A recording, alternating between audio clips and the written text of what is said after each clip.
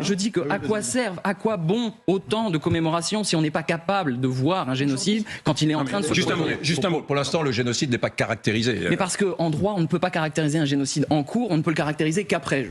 Aurélien Saint-Toul donne une leçon à l'équipe d'Éric Brunet sur LCI. Le député LFI Aurélien Saint-Toul était invité sur le plateau d'LCI afin de débattre sur les récentes polémiques qui ont touché la France insoumise, notamment la double interdiction d'une conférence sur la Palestine à Lille. Selon Éric Brunet, l'occupation israélienne n'est pas en train de commettre un génocide à Gaza, soutenu par le journaliste Renaud Pilat, qui accuse à son tour la France insoumise d'être ambiguë avec l'antisémitisme, en postant sur un tract une carte de la Palestine effaçant les territoires occupés par Israël.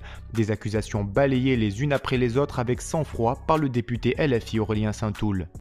On a affaire, en ce moment, en Israël, dans la bande de Gaza, à une succession de crimes de guerre qui sont tels que la Cour internationale de justice, la Cour de justice internationale, décide qu'il y a un risque plausible de génocide.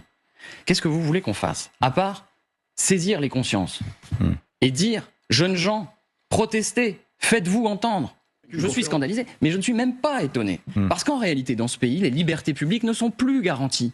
Nous sommes dans un pays où le non-droit, progressivement, s'impose. Et moi, ce que je vois, c'est que nous sommes dans une situation où les perturbateurs ont obtenu ce qu'ils voulaient, c'est-à-dire de faire taire ceux qui allaient saisir les consciences, c'est ce que j'ai dit, à propos des crimes de guerre qui sont aujourd'hui perpétrés de manière systématique, au point que, encore une fois, la rapporteure de l'ONU sur les droits de l'homme dans les territoires palestiniens a sorti un rapport qui s'appelle « Anatomie d'un génocide ». La Cour internationale de justice a rendu 2 décisions en janvier et en mars dernier. Est-ce qu'on a le droit dans ce pays de saisir les consciences, comme je vous le dis, pour essayer de faire se lever une protestation civique pacifique? Je dis que à quoi servent, à quoi bon autant de commémorations si on n'est pas capable de voir un génocide quand il est en train de se produire? Juste un mot. Pour l'instant, le génocide n'est pas caractérisé. Mais parce qu'en droit, on ne peut pas caractériser un génocide en cours, on ne peut le caractériser qu'après. Partisans militants de Free Palestine qui disent du Jourdain à la mer qui, dans ce cas-là, nie l'existence de l'État d'Israël avec un antisionisme militant extrême. Mais monsieur Billa, si l'UEJF utilise le même, cela signifie quoi? Qu'ils veulent l'éradication des Palestiniens?